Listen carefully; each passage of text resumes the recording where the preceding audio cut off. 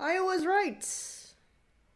Sort of, not really, kind of, something. Wall comes through, Keen's going in, looking to find the initiation, down now, onto G2. Damage goes through, but it looks like Afreeca's base is in some trouble. Yanko's getting himself away off the side. Tucson gonna be going into the ulti, keeping himself alive. Turret falls at the Nexus. Afreeca, you've got to answer. Kramer's nearly gonna be taken down. Take a drink!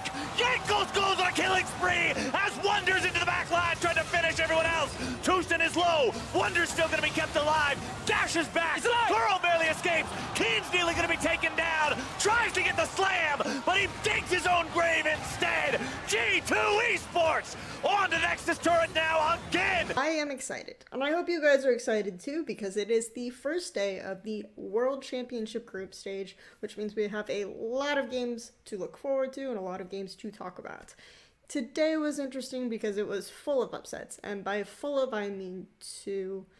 And then a lot of people kind of thought that it was possible for Vitality to take a game off of Gen G because Gen G starts slowly. And yeah, it didn't happen in the way that a lot of people thought. And actually, Vitality had a lot of interesting things going on in that game. But we're not here to talk about Vitality. We're here to talk about G2 versus Afreeca, because I think this game was probably the most interesting and the most unexpected victory. The reason I want to talk about the G2 game is because I find their draft really interesting for a topic that has been bothering me for a little bit of a while, and that's kind of a shortcut or a crutch that I see a lot of people making in analyzing team comps as soon as they see them. Now, I'm really not one of those people who loves talking about drafts for a very long time. I think that it's more important to kind of get down to these are the champions that we have, these are the champions that they have, this is how we're going to use them, and this is how they're going to use them, and where do we find the intersection, what team wins, what's their win conditions, etc, etc, etc.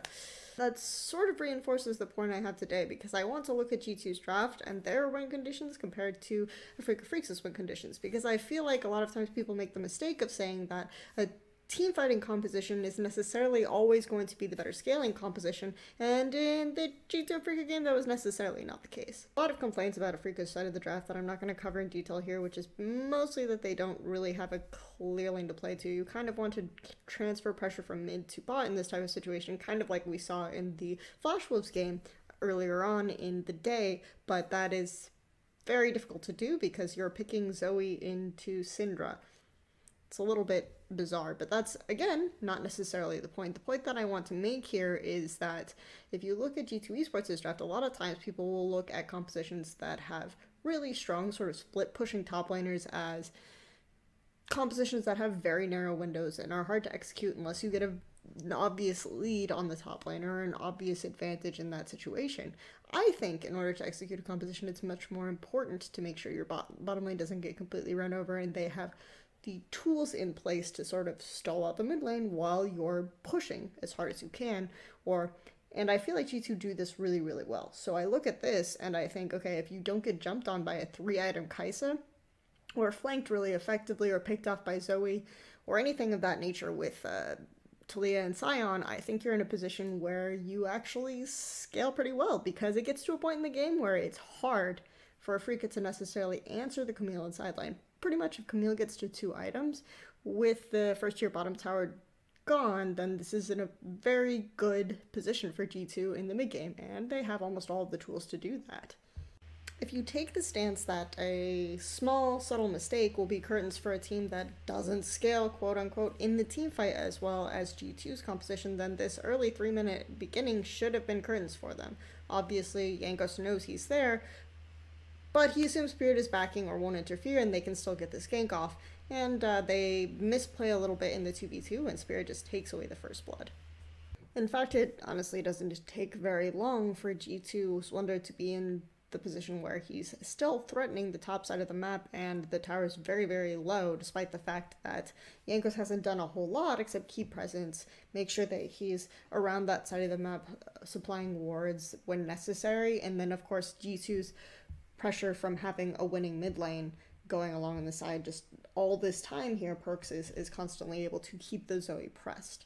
Meanwhile, of course, Afreeca has spent most of their time with their jungle and their vision around this side of the map, pressuring over here, constantly trying to get a good flank off, and to the credit of Hjarnan and Wadid, a complaint that I sort of had against them during play-in was that they often play way too far forward, get caught super easily, and just don't wait for the wave to come in. I think instead they were really, really aware of the fact that their jungler was topside more often. You had situations where Spirit would look to dive really, really early. Sometimes even Jankos would come defensively, but Perks was always kind of able to move first, and I think that really deterred Afreeca from getting a flank. Or in this scenario, even though G2 aren't necessarily doing anything, they're able to kind of stay ahead in tempo and stay ahead in pressure. The only real big major trade we've seen go over is the gank at 3 minutes in. This is where it necessarily has to get a bit more interesting, because if Afreeca do nothing, obviously they lose their first turret. So what Keen decides to do is sack this lane. I'm not 100% on board with this, because I think that this is kind of him reacting to the fact that they've overall had a failure in applying pressure on the bottom side of the map, right? So he's losing this, they're most likely going to lose this anyway, plus on top of that, he's probably going to lose extra waves and fall even further behind Wonder, but they decide to react by going for this. Keen has yet to ult. This is kind of the crucial thing. He doesn't ult really until the channel starts to be TP'd from Wonder. For me, this is kind of where the really big mistake happens from Afreeca, is because that they are deciding to ult in, they're deciding to engage this after Wonder has sort of channeled. Maybe it's a little bit off, maybe it was just coincidentally at the same time they made this decision, but to me this is a little bit suspect, because as soon as he does this, you know that you've basically equalized your trade and you've gotten a net positive. You can go back to the lane, you probably will still lose the turret after all, but you can pressure the bottom side even harder. So if you lose first turret gold, you're still going to probably very shortly thereafter get bottom side vision. You just had Perks back, so you have Kuro able to kind of do something there, and you're probably going to have a fairly good trade. Meanwhile, you can kind of catch the wave up top as Keen. Wonder's probably going to lose some of these creeps to the turret, or excuse me, Wonder's probably going to lose some of these creeps when they bounce back, right? And you can clear out a second wave. You can be somewhat equalized in gold overall in terms of what was traded out. Not terrible, but they decide to engage really, really hard anyway, instead of being sort of content with the TP. Now this really, really kind of obvious force opens up the opportunity for G2 to continue their tempo lead, for Hjarnan to use his teleport, which is another really crucial element of the way that G2 did their draft. The way G2 have set up the strategy is they have really, really good pushing, really good side laning type carries in the Heimer and the Camille. Obviously, to a lesser extent, the Heimer, because he's a little bit more exposed overall on the map, but that works very well for them as long as he's playing safe, he's playing well. And look at just how much more behind in tempo Afreeca are, because right here you have Perks coming back to lane. He's walking up, he's pushing the wave. Kuro has to go back and catch that. They can't put as much pressure on this turret anymore. They're probably eventually going to get the turret anyway, but then they've just on top of that lost so much pressure here. So theoretically, obviously, Sion could have been walking back here. You still get Hjarnan TPing, but you still have someone up there to catch the wave. You got 2 TPs out of it, and you can continue to pressure this matchup here, potentially get the dragon, all of that. So you're most likely not getting the Rift Herald, but you weren't going to get the Rift Herald anyway if the game continued to play out this way. So for me, overall, I think that this is a really crucial element of showing Afreeca getting antsy, showing Afreeca accepting that if they just leave the status quo as is, they lose control of the map, and G2 take over in that sense. G2 have the scaling advantage, kind of, from my perspective. Now, this still sounds super weird because obviously Heimerdinger has some scaling potential in teamfights. He does actually a ridiculous amount of damage with his ulted stun, with his ulted bomb, but other than that, right, you think Kai'Sa's an absurdly good late game carry, right? She gets one good flank, you cut off one person with a combination of the Talia, the pick potential from Zoe, and obviously the Sion ultimate, and that person is instantly dead. Kai'Sa gets something out of that, but I think that this shows a little bit of the gap in the way that Afreeca are thinking, because obviously when they don't get good sideline pressure, they don't know how to force these types of pick situations to occur. And even then, I think that you still have an idea that if you're not forcing, if you're not getting something, then you're going to eventually just kind of lose your base. You're going to lose that part of the turret. So we'll skip a little bit further ahead into the game and see where that comes to fruition and where Afreeca sort of run out of time. So let's talk a little bit about how this works. For the most part, Afreeca kind of want to have a 4 setup down here, and they want Sion, who's the only one with TP, to be able to catch the wave here. They want Zoe to be able to catch the wave up here, or Kai'Sa. Kai'Sa is a little bit more free, a little bit more mobile, but either one can kind of catch these waves. But for the most part, you know, you sort of want your 4 in the middle here. Meanwhile, G2 are looking primarily for like a 2-3-1-1 setup where they have, at most, like they have, if Kai'Sa goes to side, you always sort of want your Heimerdinger Rakan to match, because there's never going to be a point where Kai'Sa can really answer. If they're in the mid, you want your Heimerdinger Rakan to answer, and you want Jankos to be around them, because Janko has a very big ult. He has a very good disengage tool, so that if anyone tries to jump on the Heimerdinger, right, then there's a really fast disengage. There's really good ults from Heimerdinger. It's kind of hard to get onto him with this sort of combo, and there's a good lockdown after that with Wanted. So theoretically, you just mostly want your Heimerdinger Rakan to match your Kai'Sa, your Kai'Sa Alistar, your Gragas, Rakan, Heimerdinger. And then you want your Syndra to match Zoe, because Syndra is obviously pushing very well. So I would say that theoretically, you kind of want your 3 up here. You want a 1 in the mid lane, because Syndra can just clear for days on her own. And then, of course, obviously, you want Wonder down here. So that's sort of the theoretical situation.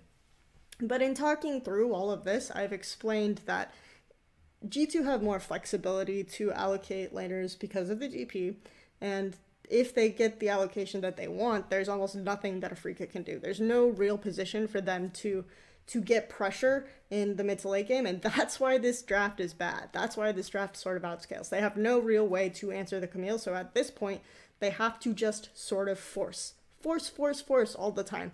North America loves talking about forcing, and they theoretically have good tools for forcing, but, you know, G2 have good answers to forcing tools. They have the disengage from Gragas, they have the fact that you have good stuns and lockdown from Perks has a good disengage with Syndra in terms of the scatter of the weak. So you have a lot of disengage tools on the side of G2 to make it harder for Afreeca. So, and obviously also, if you don't make sure that you're very safe, and if the minion wave is going down, you wait for the minion wave before you walk up, it's still a lot more difficult. You just kind of clear in the center of the map. It's a lot more difficult for Afreeca in those situations to force on you as well. So Afreeca sort of begin to scramble and look for situations to force. Baron becomes, at that point, the best target to force on.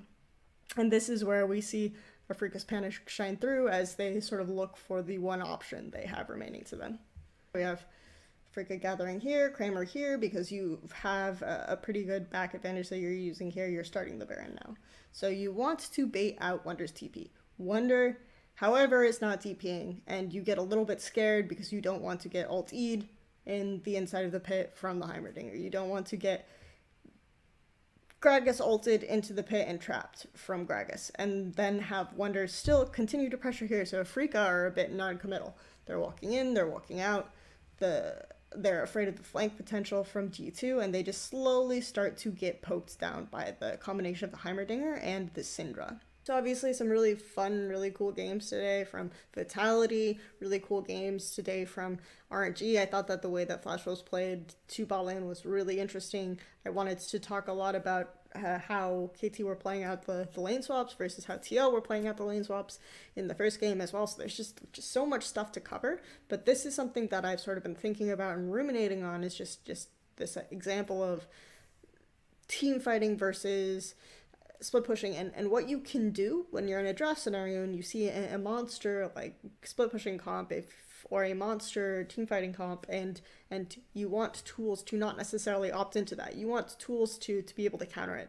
Like, I don't think you should ever really go for 5v5 setups against like a Sion, Kai'Sa, or an Urgot Kai'Sa type composition. Those are really difficult. So G2's answer gave them something that allowed them to still be relevant in mid to late, and that's really what we're talking about when we're talking about scaling.